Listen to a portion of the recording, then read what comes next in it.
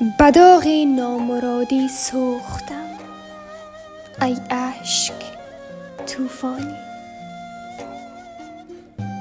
به تنگ آمد دلم زین زندگی ای مرگ جولانی. در این مکتب نمیدانم چه رمزی مهملم یارب، که نی معنی شدم و نی نامه و نیزی به عنوانی. از این آزادگی بهتر بود صد ره به چشم من، صدای شیون زنجیر و قید کنج زندانی. گناهم چیست؟ گردونم چرا آزرده می دارد؟